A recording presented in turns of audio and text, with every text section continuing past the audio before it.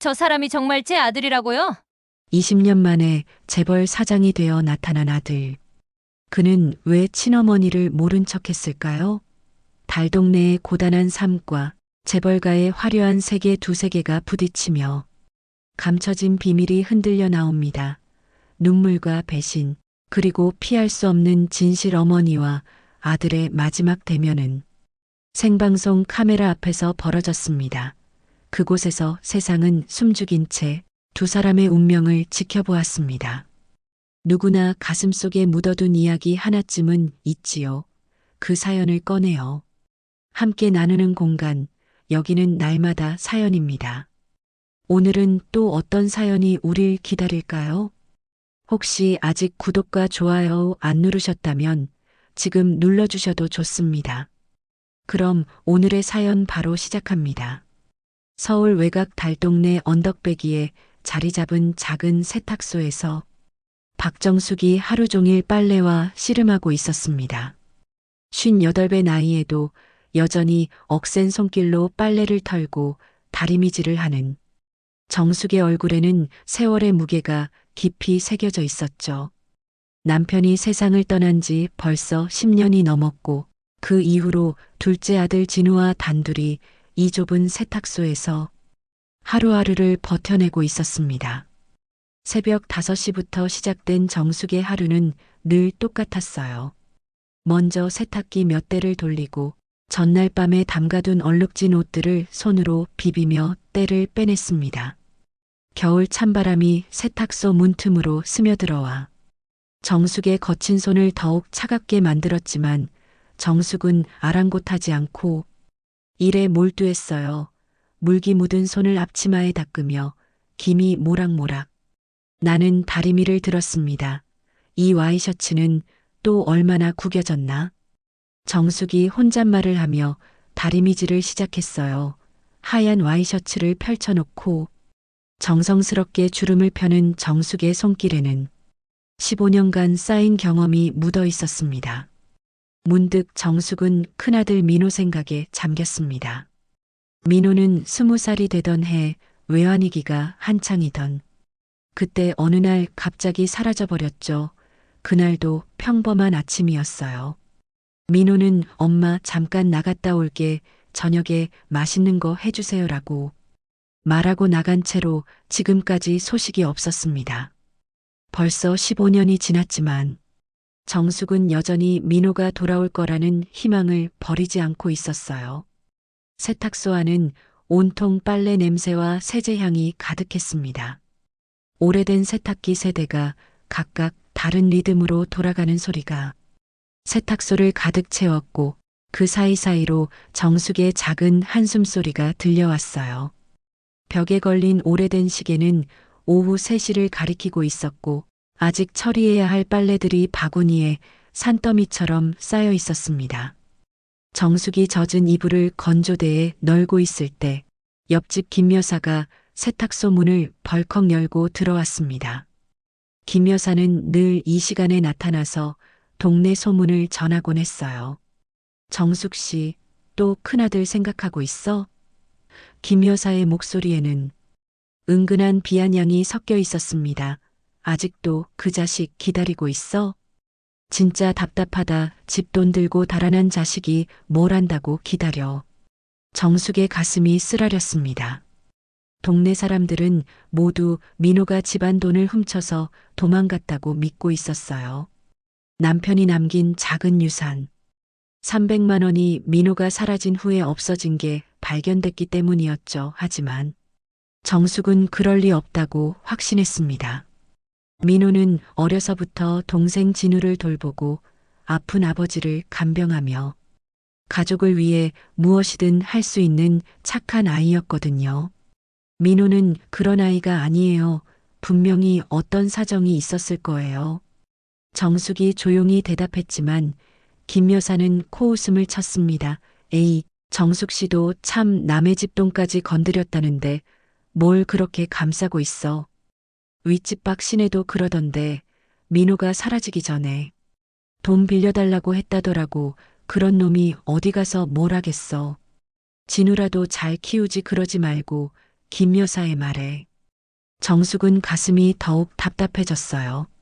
그런 소문이 있었다는 걸 처음 들었거든요. 하지만 정숙은 여전히 믿을 수 없었습니다. 김 여사가 나간 후에도 정숙의 마음은 편하지 않았습니다. 이웃들의 시선과 수군거림이 하루 종일 따라다녔어요. 길을 걸을 때마다 저 집 큰아들이 돈 훔쳐서 도망간 집이야. 세탁소 아줌마 불쌍해. 아들 잘못 낳아서라는 속삭임이 들려왔고 정숙은 그때마다 고개를 숙이고 빨리 걸음을 옮겼습니다. 오후 4시쯤 근처 중학교에서 일하는 최 선생님이 교복 몇 벌을 들고 왔습니다. 정숙 씨, 이거 급해요. 내일 아침까지 가능할까요? 네, 밤새 해드릴게요. 정숙이 교복을 받으며 답했습니다. 최 선생님은 정숙에게 늘 친절했어요. 민호에 대한 소문을 알면서도 차별하지 않는 몇 안 되는 사람 중 하나였죠. 진우는 요즘 어때요? 회사 일은 괜찮고? 최 선생님이 관심 있게 물었습니다. 네, 다행히 괜찮아요. 좋은 사람들이 많아서 잘 적응하고 있어요. 정숙의 얼굴에 잠시 미소가 번졌습니다. 진우는 워낙 성실하니까요. 민호도 그랬는데 최 선생님이 말을 멈췄어요. 민호 이야기가 나오면 분위기가 어색해지는 걸 알고 있었거든요. 선생님, 민호가 정말 나쁜 아이였을까요? 정숙이 갑자기 물었습니다. 제가 아들을 잘못 키운 걸까요? 최 선생님은 잠시 망설이다가 정숙의 손을 잡았어요. 정숙 씨, 아이들은 각자의 길이 있어요. 민호도 어디선가 잘 살고 있을 거예요. 저녁 6시가 되자 진우가 회사에서 돌아왔습니다. 25살의 진우는 대학을 졸업하고 작은 무역회사에 다니면서 어머니를 도우고 있었어요. 형 민호와는 5살 차이였지만 민호가 사라진 후로는 집안의 기둥 역할을 하고 있었죠. 엄마, 오늘도 많이 힘드셨죠? 진우가 세탁소 문을 닫으며 말했습니다. 진우의 얼굴에는 하루 종일 일한 피로가 역력했지만 어머니를 걱정하는 마음이 먼저였어요. 괜찮다, 너나 밥 먹어라. 오늘 된장찌개 끓였다. 정숙이 진우의 어깨를 토닥이며 말했어요. 모자는 좁은 세탁소 뒤편에 있는 작은 방에서 저녁을 먹었습니다. 방 한쪽 구석에는 낡은 텔레비전이 놓여 있었고 그 위에는 민호 고등학교 졸업사진이 액자에 담겨 있었어요. 정숙은 매일 그 사진을 바라보며 민호를 그리워했습니다. 사진 속 민호는 환하게 웃고 있었고 정숙은 그 미소를 보며 위로받곤 했어요. 엄마, 형 사진 좀 치우시지 그래요. 매일 보시면서 속상해 하시는데 진우가 조심스럽게 말했습니다. 아니다, 민호가 돌아오면 바로 알아볼 수 있게 둬야지.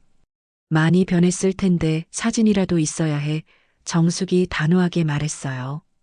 진우는 더 이상 말하지 않았습니다. 어머니의 마음을 이해하면서도 형이 돌아올 가능성이 희박하다는 걸 알고 있었거든요. 하지만 어머니의 유일한 희망을 빼앗을 수는 없었어요. 텔레비전에서는 저녁 뉴스가 흘러나오고 있었습니다. 정숙은 습관처럼 화면을 바라보며 혹시라도 민호의 소식이 나올까 하는 마음으로 뉴스를 지켜봤어요. 실종자 찾기 코너가 나올 때면 더욱 집중해서 봤지만 오늘도 민호에 대한 소식은 없었습니다.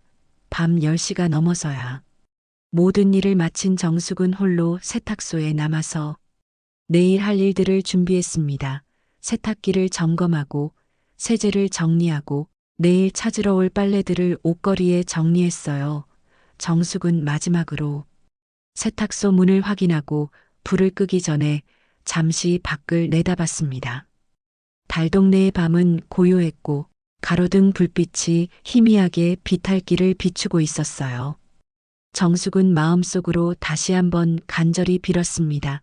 민호야, 어디에 있든 건강하게 잘 지내고 있기를. 엄마는 여기서 기다리고 있단다. 그날 밤도 여느 때와 다름없이 흘러갔습니다. 정숙은 늦은 시간까지 다리미질을 하며 내일 손님들이 찾으러 올 옷들을 준비했어요. 세탁소 한쪽 구석에 놓인 작은 텔레비전에서는 심야 뉴스가 흘러나오고 있었고 정숙은 습관처럼 귀를 기울이며 일손을 놓지 않았습니다. 이제 경제 뉴스를 전해드리겠습니다. 아나운서의 목소리가 조용한 세탁소 안에 울려 퍼졌어요. 정숙은 별 관심 없이 다리미질을 계속하고 있었는데 갑자기 뉴스의 톤이 바뀌었습니다. 긴급 속보입니다. 대한민국 재계에 큰 변화가 일어났습니다. 한성그룹의 신임 사장으로 박민호 씨가 공식 취임했다는 소식이 전해졌습니다. 정숙의 손이 순간 멈춰섰어요. 박민호라는 이름이 귀에 들어온 순간 가슴이 두근거리기 시작했습니다. 하지만 곧 고개를 저었어요. 세상에 박민호라는 이름을 가진 사람이 얼마나 많겠어요. 그냥 우연의 일치일 거라고 생각하며 다시 다리미를 들었습니다. 박민호 신임 사장은 올해 35살로 어려운 환경에서 자수성가한 인물로 알려져 있습니다. 특히 고아 출신으로 자립해 오늘의 자리에 오른 것으로 전해지고 있어 더욱 화제가 되고 있습니다. 정숙의 귀가 번쩍 뜨였습니다. 35살이라니 민호와 나이가 같았어요. 그리고 고아 출신이라는 말에 가슴이 철렁 내려앉았습니다. 설마 하는 마음에 텔레비전 쪽으로 고개를 돌렸어요. 지금 한성그룹 본사에서 취임식이 진행되고 있습니다. 잠시 현장으로 연결해 보겠습니다. 화면이 바뀌면서 높고 웅장한 건물이 나타났습니다. 그리고 곧이어 정장을 차려입은 한 남자가 화면에 등장했어요. 정숙은 다리미를 떨어뜨렸습니다. 쿵 하는 소리와 함께 바닥에 떨어진 다리미에서 김이 피어올랐지만 정숙의 눈은 오직 텔레비전 화면에만 고정되어 있었어요. 저건 내 아들이야. 정숙이 떨리는 목소리로 혼잣말을 했습니다. 화면 속의 남자는 분명히 민호였어요. 15년 전보다 훨씬 성숙해진 모습이었지만 그 눈매와 코, 입가의 작은 점까지 모든 것이 정숙이 기억하는 민호와 똑같았습니다. 정숙은 무릎이 풀려서 주저앉을 뻔했지만 간신히 버티며 텔레비전에 더 가까이 다가갔어요. 박민호 사장님, 한 말씀 부탁드립니다. 기자가 마이크를 내밀었습니다. 화면 속 민호가 입을 열었어요. 오늘 이 자리에 설 수 있어서 영광입니다. 앞으로 한성그룹을 더욱 발전시켜 나가겠습니다. 목소리까지 민호였습니다. 조금 더 낮아지고 안정감 있게 변했지만 분명히 정숙이 매일 그리워하던 그 목소리였어요. 정숙의 눈에서 눈물이 주르륵 흘러내렸습니다. 민호야, 정말 너구나 살아있었구나. 정숙이 텔레비전 화면을 어루만지며 울먹였습니다. 바로 그때 진우가 잠에서 깨어나왔어요. 엄마, 무슨 일이세요? 이 늦은 시간에 왜 울고 계시는 진우의 말이 멈춰섰습니다. 텔레비전 화면을 본 순간 진우도 입을 다물 수 없었어요. 화면 속에는 분명히 형 민호가 있었습니다. 형이야, 정말 형이야. 진우가 믿을 수 없다는 표정으로 말했습니다. 그러게 말이야. 우리 민호가 저렇게 훌륭한 사람이 되어 있었어. 정숙이 눈물을 훔치며 말했어요. 하지만 기쁨도 잠시. 뉴스에서 나온 내용이 정숙의 마음을 복잡하게 만들었습니다. 고아 출신이라니요. 민호에게는 분명히 어머니인 정숙이 있는데 왜 고아라고 했을까요? 엄마, 뭔가 이상해요. 형이 왜 고아라고 하는 거죠? 진우도 같은 생각이었나 봅니다. 모르겠다. 뭔가 사정이 있을 거야. 정숙이 고개를 저으며 말했지만 마음 한구석이 찜찜했어요. 뉴스는 계속 이어졌습니다. 박민호 사장은 어려운 환경에서 홀로 성장해 장학금으로 대학을 졸업했으며 해외 유학을 거쳐 경영학 석사 학위를 취득했습니다. 이후 다양한 기업에서 경험을 쌓으며 뛰어난 경영 능력을 인정받아 오늘 한성그룹 사장 자리에 오르게 되었습니다. 정숙은 뉴스를 들으면서 자랑스러우면서도 한편으로는 서운했어요. 민호가 이렇게 훌륭하게 성장한 것은 기뻤지만 왜 가족들에게는 연락하지 않았을까요? 그리고 왜 고아라고 거짓말을 했을까요? 내일 당장 가봐야겠어. 정숙이 결심에 찬 목소리로 말했습니다. 엄마, 잠깐만요. 너무 성급하게 행동하시면 안 돼요. 형한테 뭔가 사정이 있을 수 있어요. 진우가 어머니를 말렸습니다. 사정이 뭐가 있겠어? 내가 엄마인데 못 찾아가겠니? 정숙의 목소리에는 15년 동안 쌓인 그리움이 가득했어요. 하지만 진우의 걱정도 이해할 만했습니다. 민호가 이렇게 큰 회사의 사장이 된 마당에 갑자기 달동네 세탁소 어머니가 나타나면 민호에게 부담이 될 수도 있었거든요. 그날 밤 정숙은 잠을 이룰 수 없었습니다. 민호를 다시 만날 수 있다는 기쁨과 함께 왜 연락하지 않았는지에 대한 서운함, 그리고 갑작스럽게 나타나도 될지에 대한 걱정이 머릿속을 복잡하게 만들었어요. 새벽까지 뒤척이던 정숙은 결국 일어나서 민호 어릴 적 사진들을 꺼내봤습니다. 유치원 때 사진, 초등학교 입학 사진, 중학교 졸업 사진까지 사진 속 민호의 모습과 텔레비전에서 본 모습을 계속 비교해봤어요. 분명히 같은 사람이었습니다. 민호야, 엄마가 이제 널 찾았구나. 이제 다시 만날 수 있겠구나. 정숙이 사진을 가슴에 꼭 안으며 중얼거렸습니다. 다음 날 아침이 되자 정숙은 마음을 굳혔어요. 어떤 일이 있어도 민호를 만나러 가겠다고 결심했습니다.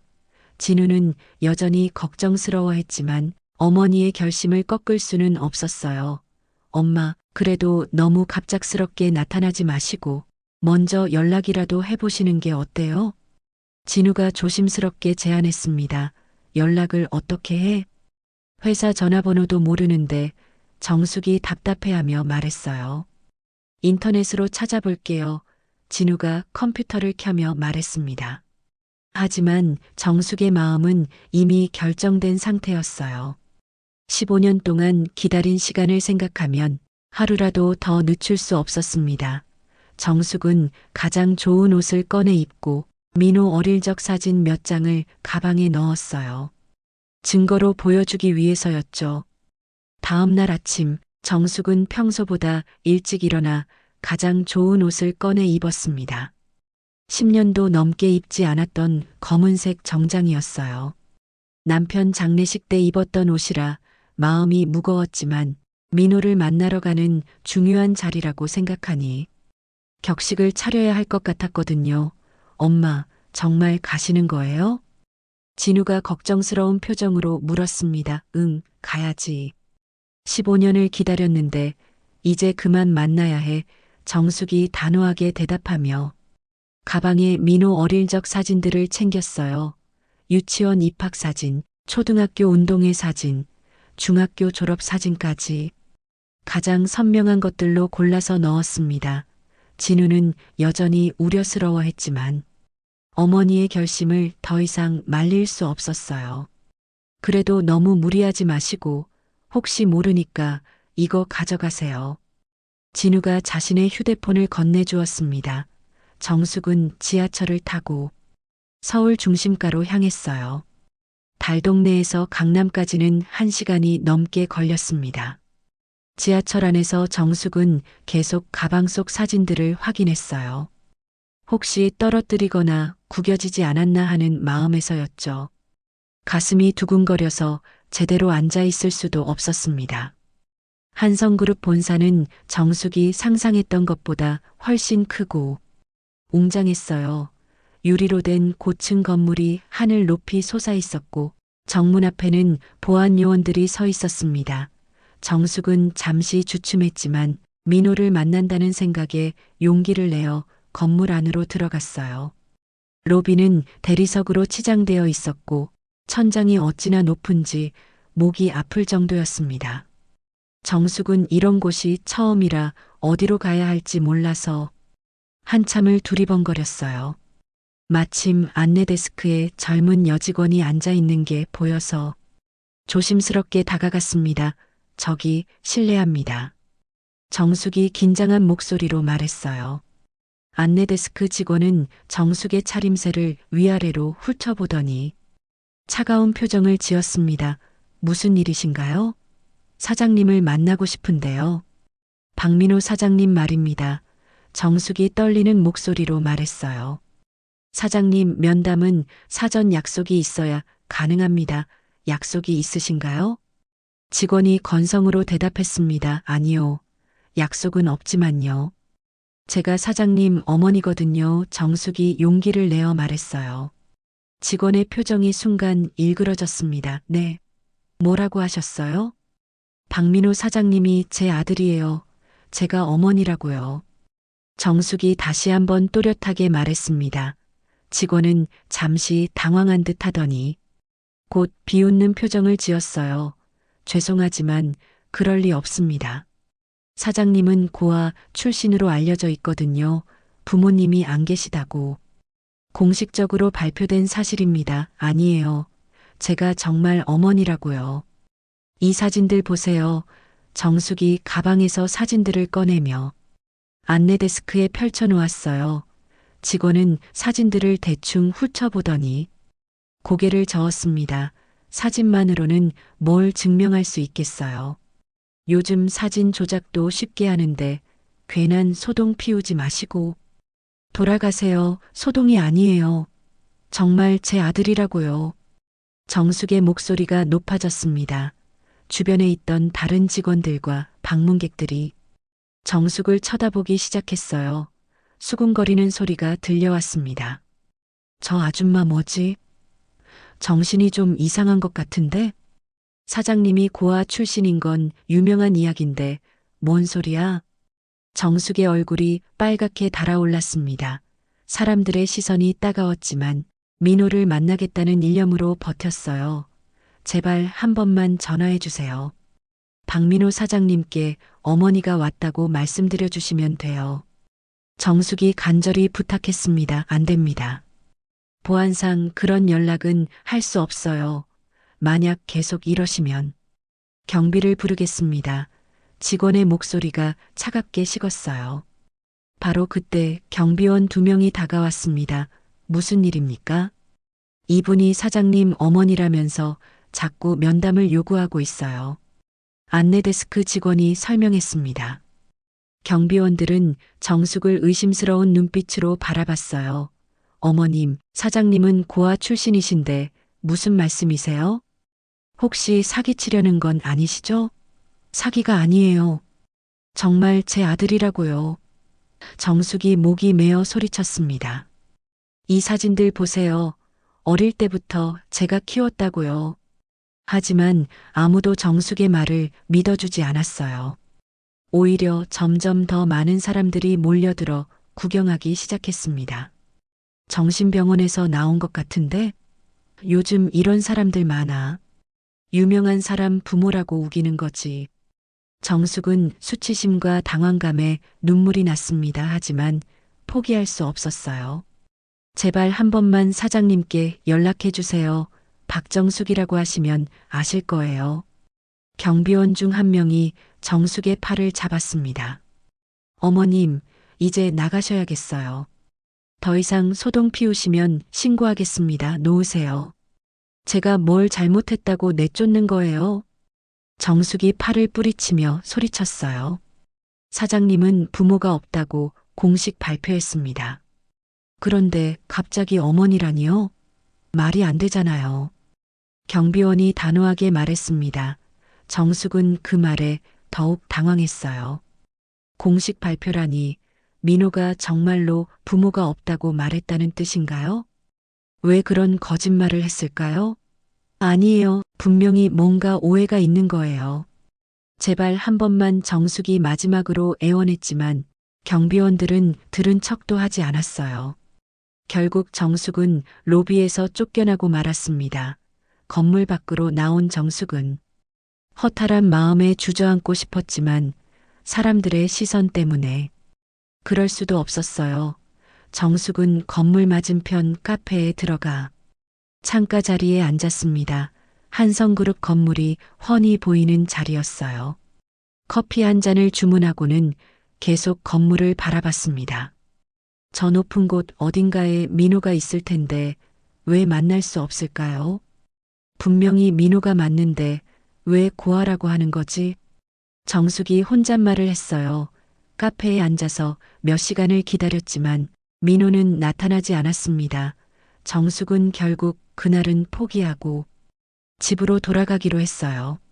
하지만 마음속으로는 다시 와야겠다고 다짐했습니다. 민호를 만날 때까지 계속 올 거라고 말이에요. 집으로 돌아가는 지하철 안에서 정숙은 오늘 있었던 일들을 되새겨 봤습니다. 사람들이 자신을 이상한 사람 취급했던 것, 민호가 고아라고 공식 발표했다는 것, 모든 게 이해할 수 없었어요. 하지만 포기하지 않겠다고 마음먹었습니다. 민호는 분명히 자신의 아들이니까요. 집으로 돌아온 정숙은 며칠 동안 멍한 상태로 지냈습니다. 한성그룹에서 일어난 일이 계속 머릿속을 맴돌았어요. 민호가 정말로 자신이 고아라고 말했다는 사실이 믿어지지 않았거든요. 세탁소 일도 제대로 하지 못하고 계속 텔레비전만 바라보고 있었습니다. 엄마, 밥이라도 드세요. 진우가 걱정스럽게 말했지만 정숙은 식욕이 없었어요. 입맛이 떨어져서 미음 한 그릇도 제대로 넘기지 못했습니다. 밤에는 잠도 오지 않아서 새벽까지 뒤척이기 일쑤였어요. 동네 사람들의 시선도 달라졌습니다. 정숙이 한성그룹에 다녀온 이야기가 어디서 흘러나왔는지 사람들이 수군거리기 시작했어요. 정숙이가 재벌 회사 가서 난리 쳤다더라. 큰아들이 사장이라고 우기면서 쫓겨났다는데 정신이 좀 이상해진 것 같아. 김 여사가 또 세탁소에 들어오더니 비아냥거렸습니다. 정숙 씨, 요즘 뭔 일이야? 사람들이 이상한 소문하던데? 무슨 소문이요? 정숙이 힘없이 대답했어요. 재벌 회사 가서 사장 어머니라고 우겼다는데 진짜야? 에이, 설마 그런 말도 안 되는 짓을 했겠어. 김 여사의 말투에는 조롱이 섞여 있었습니다. 정숙은 아무 말도 할 수 없었어요. 사실이라고 말하면 더 큰 웃음거리가 될 것 같았거든요. 그러던 어느 날 저녁, 오랜만에 옛 친구 순자가 세탁소를 찾아왔습니다. 순자는 정숙과 어려서부터 함께 자란 동네 친구였어요. 남편들이 모두 세상을 떠난 후로는 서로 의지하며 살아가고 있었죠. 정수가 왜 이렇게 안 좋아 보여? 살이 다 빠졌네. 순자가 정숙의 얼굴을 자세히 들여다보며 걱정스럽게 말했습니다. 정숙은 순자에게만은 솔직하게 말할 수 있을 것 같았어요. 순자야, 나 민호 봤어 뭐? 민호를? 어디서 어떻게? 순자가 의자에서 벌떡 일어나며 놀란 표정으로 물었습니다. 텔레비전에서 한성그룹 사장이 됐더라고. 내가 직접 회사까지 갔다 왔어. 정숙이 떨리는 목소리로 모든 이야기를 털어놓았어요. 순자는 한참 동안 말이 없었습니다. 그러더니 깊은 한숨을 쉬며 정숙의 손을 잡았어요. 정숙아, 그거 정말이야? 응, 분명해. 근데 민호가 자기는 고아 출신이라고 하더라고. 부모가 없다고 공식적으로 발표했다는 거야. 정숙의 목소리가 점점 작아졌어요. 순자의 표정이 복잡해졌습니다. 한참을 망설이더니 술병을 하나 꺼내며 말했어요. 정숙아, 오늘은 술 좀 마시자. 그리고 나 너한테 할 말이 있어.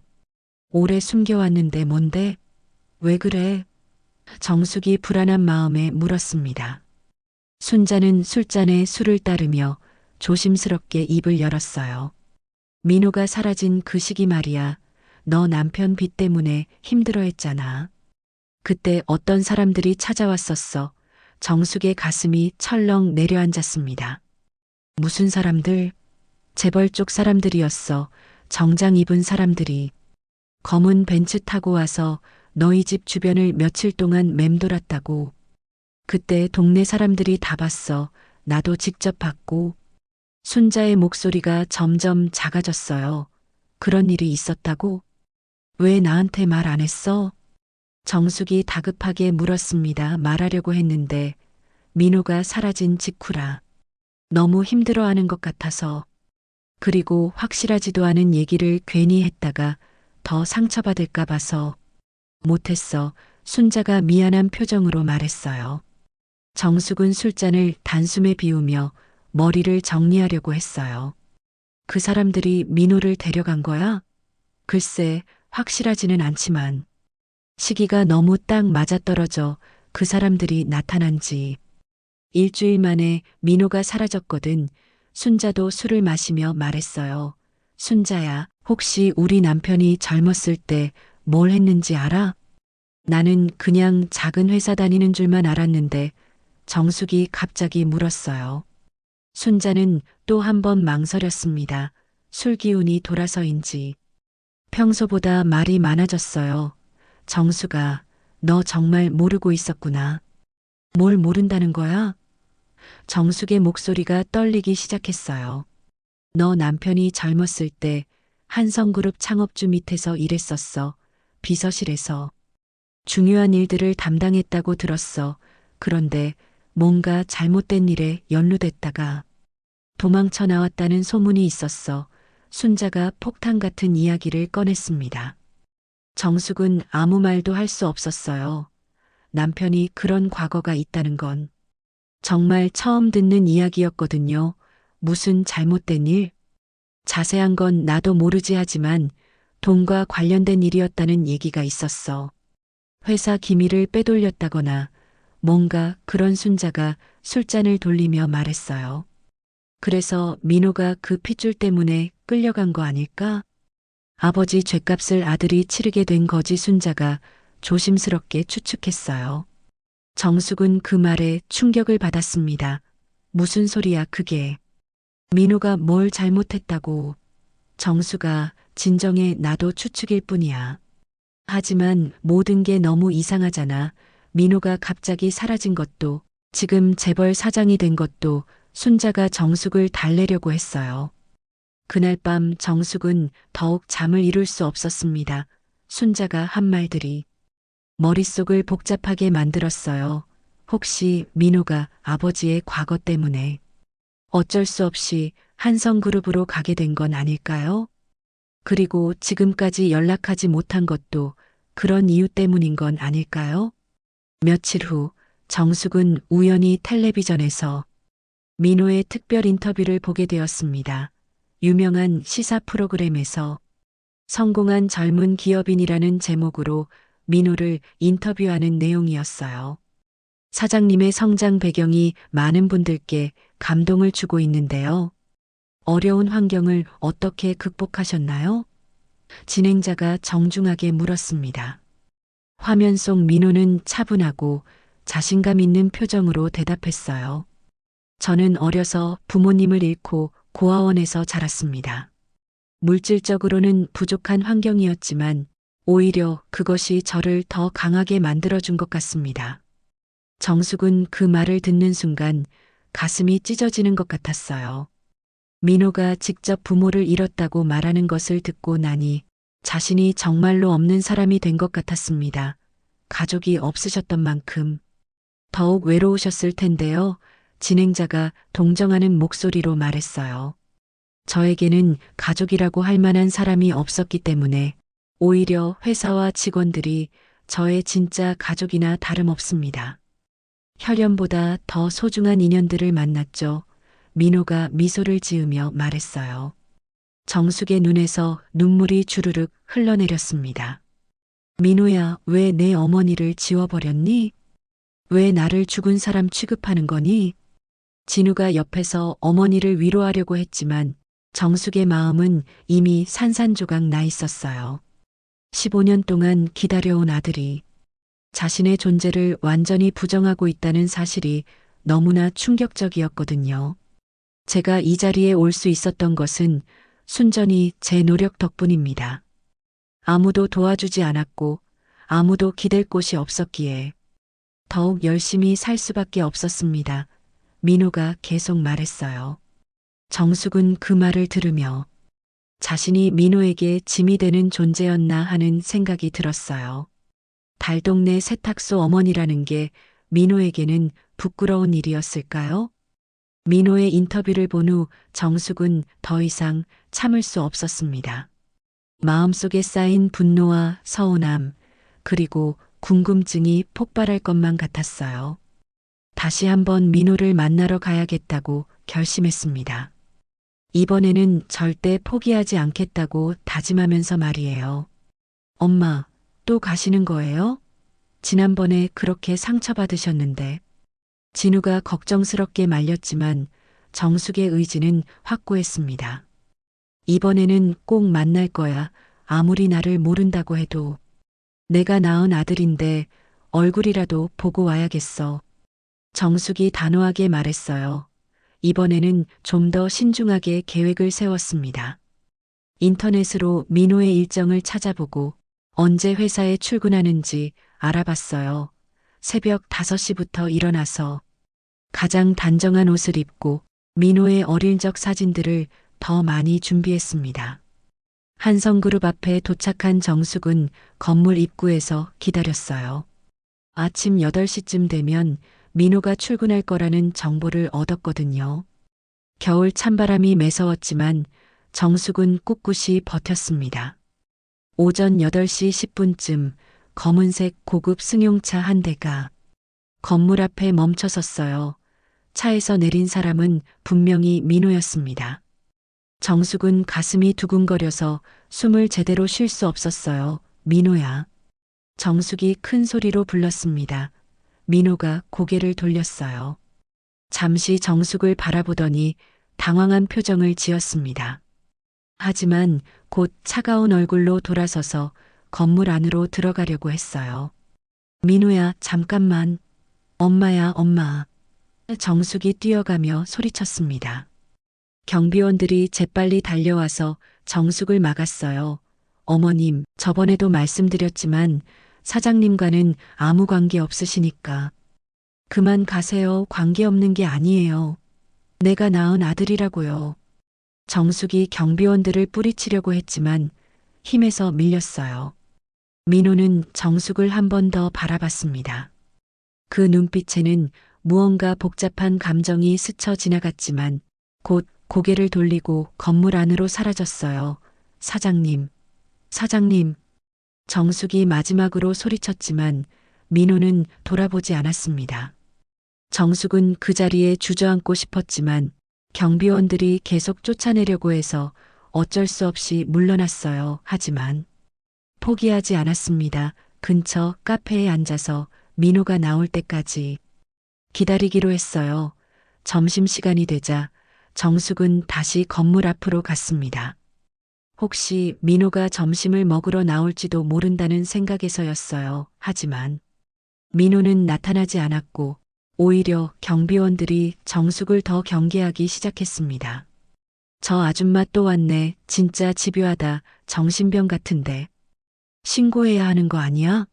주변 사람들의 수군거림이 들려왔지만 정숙은 신경 쓰지 않았어요. 오직 민호만 만나면 된다는 생각뿐이었습니다. 오후 5시가 넘어서야 정숙은 특별한 기회를 얻었어요. 한성그룹 직원들이 회식을 위해 대거 밖으로 나오는 모습을 봤거든요. 혹시 민호도 함께 나올까 해서 기다렸는데 정말로 민호가 여러 임원들과 함께 나왔습니다. 정숙은 재빨리 다가갔어요. 민호야. 이번에는 경비원들이 미처 막기 전에 민호에게 가까이 갈 수 있었습니다. 민호는 정숙을 보더니 깜짝 놀라며 뒤로 물러섰어요. 누구세요? 민호가 차가운 목소리로 물었습니다.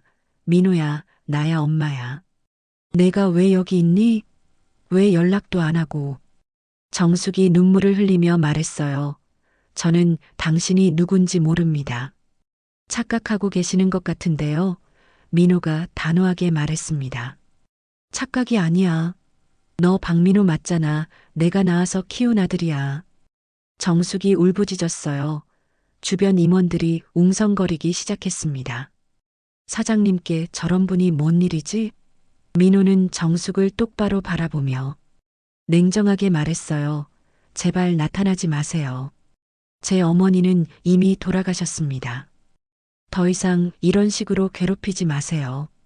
그 말은 정숙에게 날카로운 칼날 같았습니다. 민호야, 왜 그런 말을 해? 엄마가 여기 살아있잖아. 경호원들, 이분을 모셔드려. 그리고 앞으로 회사 근처에 얼씬도 못하게 하세요. 민호가 주변 경호원들에게 지시했어요. 경호원들이 정숙의 팔을 잡고 끌어냈습니다. 어머님, 이제 정말 그만하시고 가세요. 계속 이러시면 신고하겠습니다. 놓으세요. 내 아들인데 왜 못 만나게 해요? 정숙이 몸부림치며 소리쳤지만 이미 민호는 차에 타고 사라진 후였어요.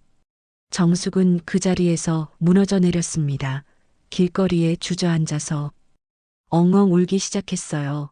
지나가는 사람들이 쳐다봤지만 신경 쓸 여유가 없었습니다. 왜 내 아들이 날 모른다고 하는 거지? 왜 죽었다고 하는 거야? 정숙이 혼잣말을 하며 울었어요. 한참을 그렇게 울고 난 후 정숙은 근처 한강 다리로 향했습니다. 마음이 너무 복잡하고 아파서 혼자만의 시간이 필요했거든요. 다리 위에서 한강을 바라보며 지금까지의 일들을 정리해 보려고 했어요. 내가 뭘 잘못했을까? 민호를 잘못 키운 걸까? 정숙이 자책하며 눈물을 흘렸습니다. 차가운 겨울바람이 정숙의 뺨을 때렸지만 마음의 아픔에 비하면 아무것도 아니었어요. 15년 동안 그리워하고 기다려온 아들이 자신을 완전히 부정하는 현실이 받아들여지지 않았습니다. 민호야, 정말 엄마가 그렇게 부끄러운 존재니? 달동네에서 세탁소 하는 엄마가 그렇게 창피하니? 정숙이 한강을 바라보며 중얼거렸어요. 해가 지고 어둠이 내려앉기 시작했지만 정숙은 다리 위에서 움직이지 않았습니다. 집으로 돌아가서 진우에게 무슨 말을 해야 할지도 모르겠고 앞으로 어떻게 살아가야 할지도 막막했어요. 내 아들이 날 부정했어. 이제 정말 끝이구나. 정숙이 절망적인 목소리로 혼잣말을 했습니다. 그때 휴대폰이 울렸어요. 진우에게서 온 전화였습니다. 엄마, 어디 계세요? 왜 이렇게 늦으세요? 진우의 걱정스러운 목소리가 들렸어요. 진우야, 엄마 좀 늦을 것 같다. 먼저 자거라. 정숙이 힘없는 목소리로 대답했어요. 엄마, 혹시 형 만나러 가신 거예요? 무슨 일 있었어요? 진우가 다급하게 물었습니다. 정숙은 대답할 수 없었어요. 목이 메어서 말이 나오지 않았거든요. 그냥 전화를 끊고 다시 한강을 바라봤습니다. 내가 정말 민호의 엄마가 맞을까? 아니면 내가 착각하고 있는 걸까? 정숙이 의심하기 시작했어요. 민호가 그렇게 확실하게 부정하는 걸 보니 혹시 자신이 잘못 본 건 아닌가 하는 생각이 들었습니다. 하지만 마음 깊은 곳에서는 여전히 확신이 있었어요. 그 얼굴, 그 목소리, 모든 것이 자신이 키운 민호와 똑같았거든요. 분명히 뭔가 특별한 사정이 있을 거라고 생각했습니다.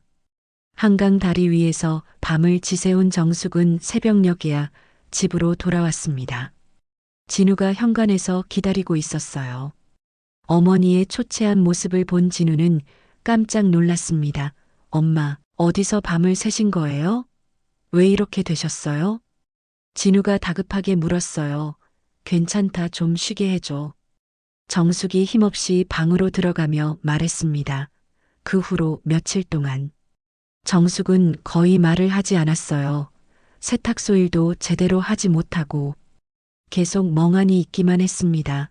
진우는 걱정이 되어서 회사 일을 일찍 마치고 집에 와서 어머니를 돌봤어요.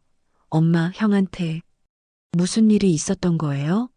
말씀해 주세요. 진우가 계속 물어봤지만 정숙은 입을 열지 않았습니다. 진우는 어머니가 이상하다는 걸 느꼈어요. 평소 같으면 무슨 일이 있어도 이야기를 나누는 편이었는데 이번에는 완전히 입을 다물고 있었거든요. 뭔가 큰 충격을 받은 것 같았습니다. 일주일이 지난 어느 날, 진우는 인터넷에서 우연히 한 기사를 발견했어요. 한성그룹과 관련된 오래된 기사였는데 창업주의 과거에 대한 내용이 담겨 있었습니다. 진우는 그 기사를 읽으면서 점점 놀라게 되었어요. 기사에는 한성그룹 창업주가 젊었을 때 여러 사업을 하면서 많은 사람들과 얽혔다는 내용이 있었습니다. 그 중에는 돈 문제로 곤란을 겪은 사람들도 있었다고 했어요. 진우는 혹시 아버지도 그 중 한 명이 아닐까 하는 생각이 들었습니다. 진우는 더 자세히 알아보기로 했어요. 옛날 신문들을 찾아보고 동네 어른들에게 아버지에 대해 물어봤습니다. 그렇게 며칠 동안 조사한 결과 충격적인 사실을 알게 되었어요. 엄마, 제가 알아낸 게 있어요. 진우가 정숙에게 조심스럽게 말했습니다. 정숙은 여전히 무기력한 상태였지만 진우의 진지한 표정을 보고 고개를 들었어요. 아버지가 젊었을 때 한성그룹 창업주와 사업을 같이 했었대요. 그런데 뭔가 문제가 생겨서 아버지가 도망치듯 나왔다고 해요. 진우가 신중하게 말했어요. 정숙의 눈에 처음으로 생기가 돌았습니다. 그런 일이 있었다고? 네, 그리고 더 중요한 건 형이 사실은 한성그룹 창업주의 핏줄이라는 거예요. 아버지가 젊었을 때 그쪽 집안과 관련이 있었던 것 같아요. 진우가 폭탄 같은 이야기를 꺼냈습니다. 정숙은 의자에서 벌떡 일어났어요. 뭐라고? 그게 무슨 소리야? 제가 찾아본 자료들을 보니까 형은 원래부터 재벌가 핏줄이었던 것 같아요.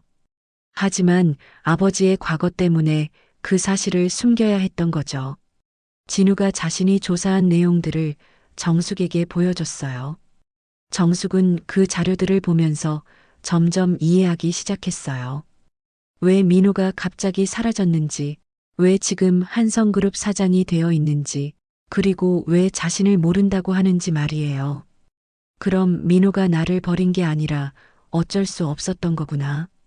정숙이 눈물을 흘리며 말했어요. 그런 것 같아요. 형이 엄마를 부정한 게 아니라 상황상 그럴 수밖에 없었던 거예요. 혹시 엄마나 우리를 보호하려고 그랬을 수도 있고요. 진우가 어머니를 위로했습니다.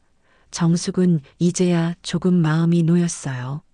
민호가 자신을 싫어해서 부정한 게 아니라 복잡한 사정 때문이었다는 걸 알게 됐거든요. 하지만 여전히 궁금한 게 많았습니다. 정확히 어떤 사정인지, 민호가 지금 어떤 상황인지 알고 싶었어요. 진우야, 우리 민호한테 편지라도 써볼까? 정숙이 갑자기 제안했어요. 편지요? 어떻게 전달하죠? 진우가 의아해했습니다. 회사에 보내면 되잖아. 직접 만나는 건 어려워도 편지 정도는 읽어볼 거 아니야. 정숙이 희망적으로 말했어요. 진우는 어머니가 다시 활기를 찾는 모습을 보니 기뻤습니다. 좋은 생각이에요. 한번 써보세요. 정숙은 그날 밤부터 편지를 쓰기 시작했어요. 15년 동안 하지 못했던 이야기들을 모두 담으려고 했습니다. 민호가 어릴 때의 추억들, 사라진 후 얼마나 걱정했는지, 그리고 지금까지도 얼마나 보고 싶어 했는지 말이에요. 편지를 쓰면서 정숙은 눈물을 멈출 수 없었어요. 하지만 이번에는 슬픈 눈물이 아니라 그리움과 사랑이 담긴 눈물이었습니다. 민호야, 엄마가 너를 이해하지 못해서 미안했다. 내가 어떤 상황인지 몰랐어 하지만 엄마는 항상 너를 사랑하고 있다는 걸 알아줬으면 좋겠다. 정숙이 편지에 적었어요. 편지를 다 쓴 후 정숙과 진우는 함께 한성그룹에 가서 편지를 전달했습니다. 이번에는 직접 만나려고 하지 않고 단순히 편지만 전달하고 돌아왔어요. 며칠 후 정숙은 놀라운 소식을 들었습니다. 동네 순자가 급하게 세탁소로 뛰어와서 말했어요. 정숙아, 큰일 났어. 텔레비전 좀 봐. 정숙이 급하게 텔레비전을 켰더니 한성그룹과 관련된 뉴스가 나오고 있었어요. 그런데 이번에는 보통 뉴스가 아니었습니다. 한성그룹 내부에서 권력 다툼이 벌어지고 있다는 소식입니다. 박민호 사장의 지위가 흔들리고 있다는 관측이 나오고 있습니다. 아나운서가 말했어요.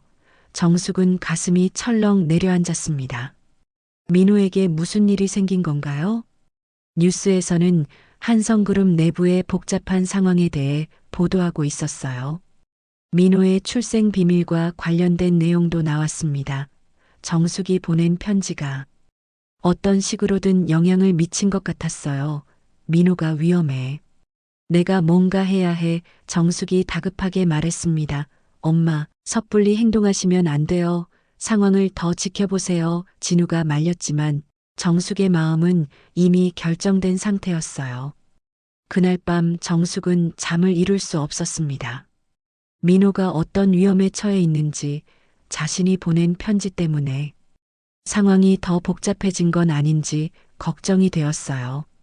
어떻게든 민호를 도와야겠다는 생각뿐이었습니다. 다음 날 아침 정숙은 중대한 결심을 했습니다. 이제는 숨어서 지켜볼 때가 아니라 직접 나서서 민호를 지켜야 할 때라고 생각했어요. 민호가 아무리 자신을 부정하더라도 어머니로서 할 일이 있다고 믿었습니다. 다음 날 아침 정숙은 텔레비전 뉴스를 보다가 깜짝 놀랐습니다. 한성그룹에서 긴급 기자회견을 연다는 소식이 나온 거예요. 민호가 직접 나서서 최근 불거진 여러 논란들에 대해 해명하겠다는 내용이었습니다. 오늘 오후 2시에 한성그룹 본사에서 박민호 사장이 직접 기자회견을 열 예정입니다. 최근 제기된 출생의 비밀과 경영권 관련 의혹들에 대해 공식 입장을 밝힐 것으로 보입니다. 아나운서의 목소리가 세탁소 안에 울려 퍼졌어요. 정숙은 가슴이 두근거렸습니다. 며칠 전 진우가 알아낸 충격적인 진실 때문이었어요.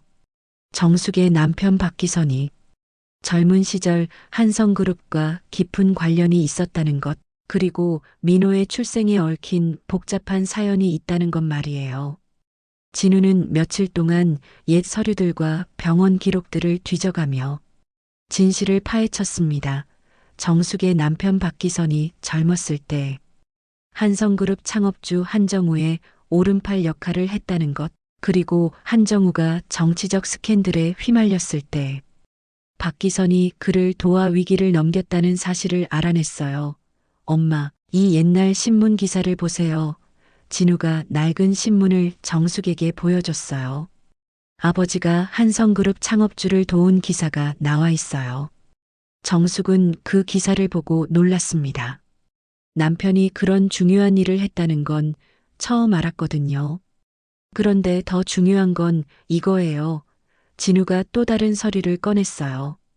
한성그룹에서 아버지에게 보낸 감사 편지인데 여기에 특별한 내용이 있어요. 편지에는 한정우가 박기선에게 감사의 표시로 특별한 약속을 했다는 내용이 적혀 있었어요. 박기선의 아들이 성인이 되면 한성그룹에서 특별한 지위를 보장해 주겠다는 약속이었습니다. 이게 무슨 의미야? 정숙이 궁금해하며 물었어요.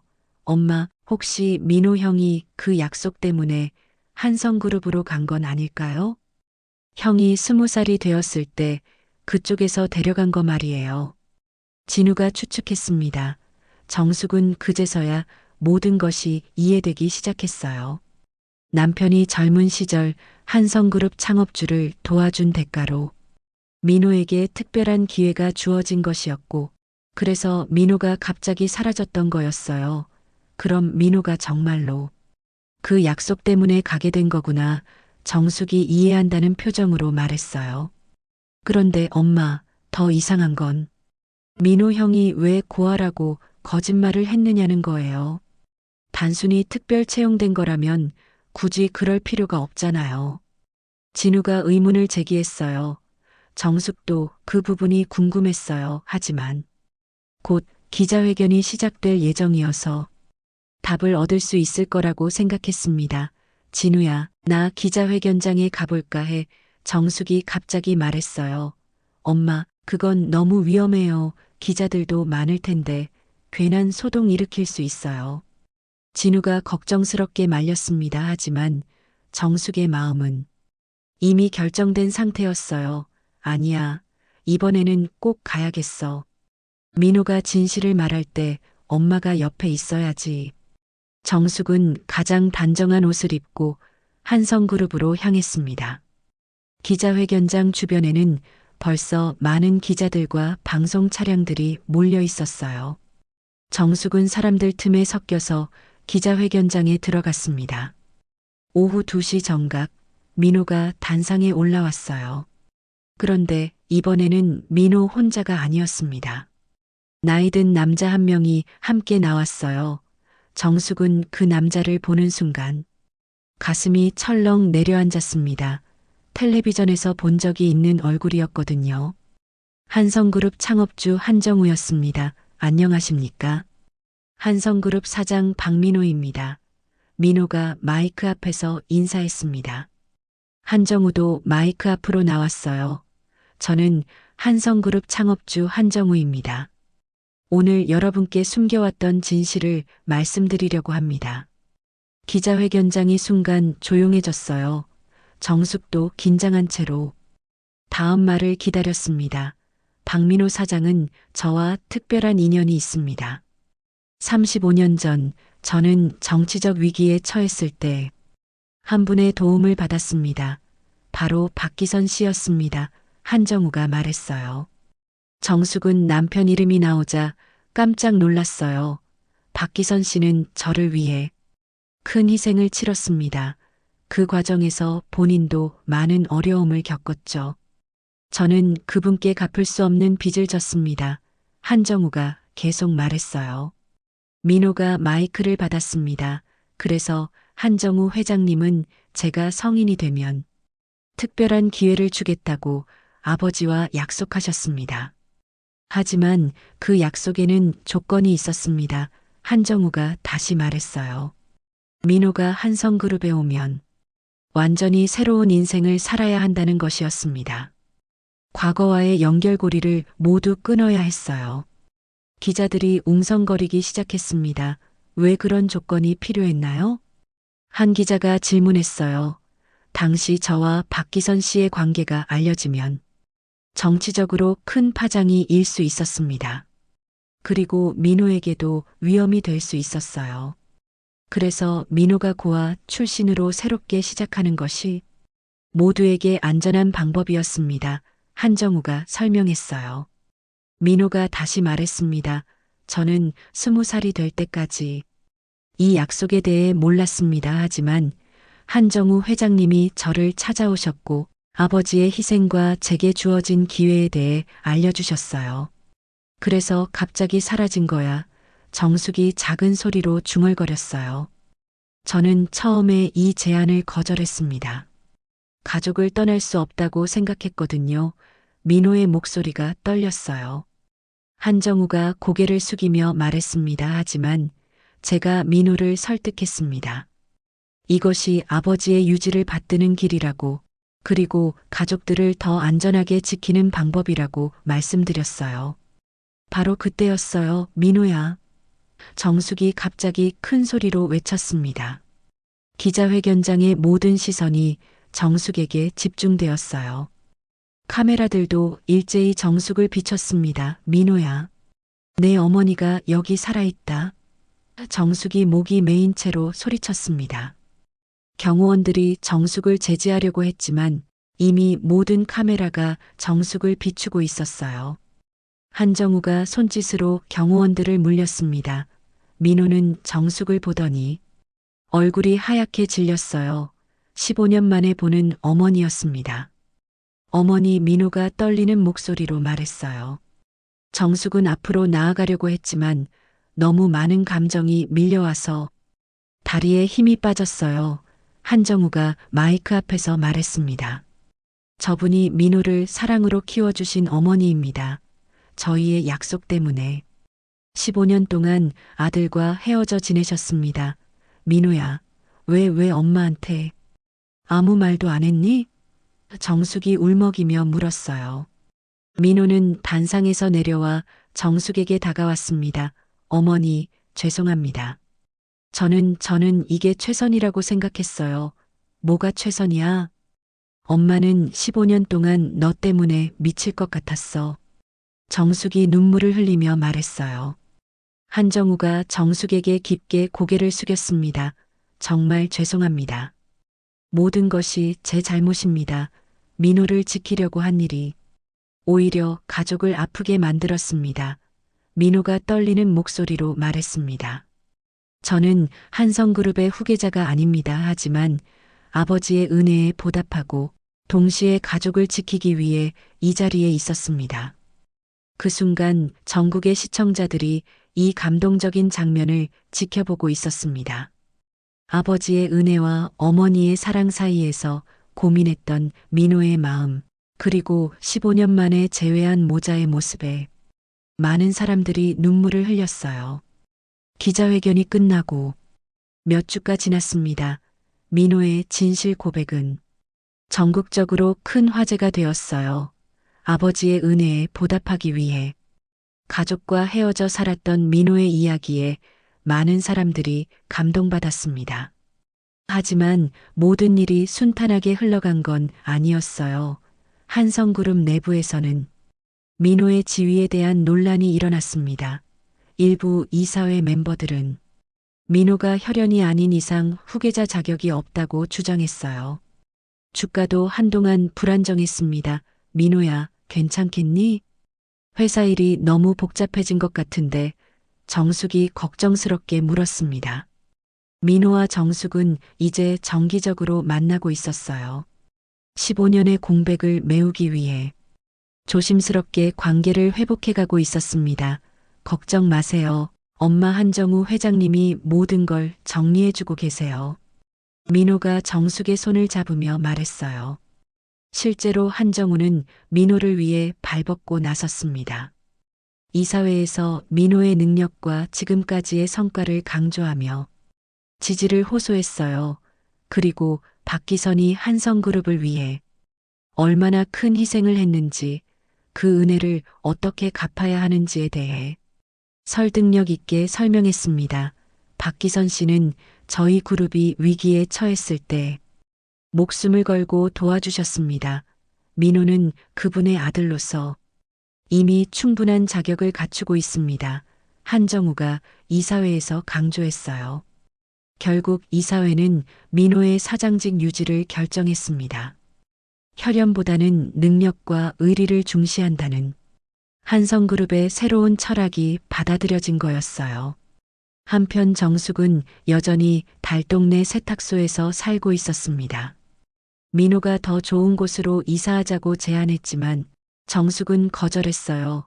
민호야, 엄마는 여기가 좋아. 갑자기 환경을 바꾸면 적응하기 어려울 것 같아. 정숙이 말했어요. 하지만 정숙의 진짜 이유는 따로 있었습니다.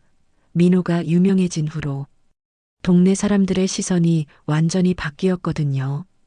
예전에는 큰아들이 돈 훔쳐서 도망갔다고 수군거리던 사람들이 이제는 재벌 사장 어머니라며 극존대했어요. 정숙 씨, 아들이 그렇게 훌륭한 사람이었는데 왜 말 안 했어요? 김 여사가 완전히 달라진 태도로 말했습니다. 그냥 말할 기회가 없었어요. 정숙이 쑥스럽게 대답했어요. 사실 정숙은 이런 변화가 불편했습니다. 진짜 어려울 때는 외면하던 사람들이 이제 와서 친한 척하는 게 마음에 들지 않았어요. 몇 달 후 정숙은 중요한 결정을 했습니다. 세탁소를 정리하고 시골로 내려가겠다고 한 거예요. 엄마, 왜 갑자기 그런 생각을 하세요? 민호가 놀라며 물었어요. 민호야, 엄마가 이제 나이도 많고 조용한 곳에서 살고 싶어졌어. 그리고 너희들이 부담 없이 찾아올 수 있는 곳이면 좋겠어. 정숙이 웃으며 말했어요. 정숙의 결정에는 깊은 뜻이 있었어요. 민호가 유명해진 후로 세탁소에 기자들이나 호기심, 많은 사람들이 자주 찾아왔거든요. 그리고 동네 사람들의 달라진 태도도 부담스러웠습니다. 조용한 시골에서 진짜 가족만의 시간을 보내고 싶었어요. 민호와 진우는 어머니를 위해 경기도 외곽의 조용한 마을에 예쁜 집을 마련해 줬어요. 작은 텃밭도 있고 마당도 넓은 단층 집이었습니다. 엄마, 여기 어때요? 민호가 새 집을 보여주며 물었어요. 좋다. 정말 좋아. 여기서 너희들 올 때마다 맛있는 밥 해줄 수 있겠네. 정숙이 환하게 웃으며 말했어요. 이사를 마친 후 정숙의 일상은 완전히 바뀌었습니다. 이제는 세탁소일 대신 작은 텃밭을 가꾸며 시간을 보냈어요. 상추, 깻잎, 고추, 토마토 같은 채소들을 기르면서 소소한 즐거움을 찾았습니다. 무엇보다 좋은 건 민호와 진우가 자주 찾아온다는 것이었어요. 민호는 바쁜 일정 중에도 시간을 내서 주말마다 어머니를 찾아왔고 진우도 평일 저녁에 종종 들렀습니다. 엄마, 집밥 정말 맛있어요. 역시 엄마 손맛이 최고예요. 민호가 밥을 먹으며 말했어요. 많이 먹어라. 요즘 일 때문에 스트레스 많이 받았을 텐데. 정숙이 민호의 그릇에 반찬을 더 올려주며 말했어요. 엄마, 이제 스트레스 없어요. 모든 게 정리됐고 회사도 안정적으로 운영되고 있어요. 민호가 웃으며 말했어요. 저녁을 먹은 후에는 거실에 앉아서 텔레비전을 보곤 했어요. 가끔 민호가 나오는 뉴스가 나올 때면 정숙은 자랑스러워했습니다. 우리 민호 정말 멋있게 나왔네. 정숙이 흐뭇하게 웃으며 말했어요. 엄마, 부끄러우니까 그런 말하지 마세요. 민호가 쑥스러워하며 말했어요. 하지만 이제 민호는 텔레비전에서 자신을 소개할 때 당당했습니다. 시골에서 텃밭 가꾸시는 어머니 밑에서 자랐다고 말했고 어머니의 사랑과 희생 덕분에 여기까지 올 수 있었다고 고마움을 표현했어요. 어느 날 저녁, 가족 셋이 함께 저녁을 먹고 있을 때였어요. 엄마, 저 결혼 생각 있어요. 진우가 갑자기 말했어요. 정말? 누구와? 정숙이 깜짝 놀라며 물었어요. 회사 동료인데 정말 좋은 사람이에요. 엄마께 소개시켜드리고 싶어요. 진우가 웃으며 말했어요. 그래, 빨리 데려와라. 엄마가 한번 봐야지. 정숙이 기뻐하며 말했어요. 민호도 웃으면서 동생을 축하해줬어요. 진우야, 축하해. 재수씨 빨리 만나고 싶다. 형도 언제 결혼할 거예요? 진우가 장난스럽게 물었어요. 나도 좋은 사람 있으면. 엄마 허락받고 결혼해야지. 민호가 정숙을 바라보며 말했어요. 몇 달 후. 진우는 정말로 결혼을 했고 정숙은 며느리까지 얻게 되었어요. 그리고 1년 후에는 손자까지 태어났습니다. 민호도 좋은 사람을 만나 약혼을 발표했어요. 정숙은 이제 완전히 행복했어요. 잃어버렸던 아들을 되찾았고 진우도 좋은 사람과 결혼했고 손자까지 생겼거든요. 무엇보다 가족들이 자주 모여서 함께 시간을 보낼 수 있게 된 게 가장 기뻤습니다. 이제야 진짜 가족이 된 것 같아. 정숙이 마당에서 빨래를 널며 혼잣말을 했어요. 저녁 때가 되자 민호가 약혼자와 함께 찾아왔습니다. 이제는 정장이 아니라 편한 옷을 입고 오곤 했어요. 엄마 다녀왔습니다. 민호가 현관에서 인사했어요. 응, 왔구나. 빨리 들어와서 밥 먹어라. 오늘 너 좋아하는 갈비찜 했어. 정숙이 반갑게 맞아줬어요. 식탁에는 정숙이 정성스럽게 준비한 음식들이 가득했어요. 갈비찜, 된장찌개, 김치, 시금치나물, 그리고 텃밭에서 직접 기른 채소들로 만든 샐러드까지.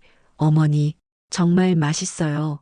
민호 씨가 매번 어머니 요리 자랑하더니 정말이네요. 민호의 약혼자가 맛있게 먹으며 말했어요. 많이 먹어라. 우리 민호 잘 부탁한다.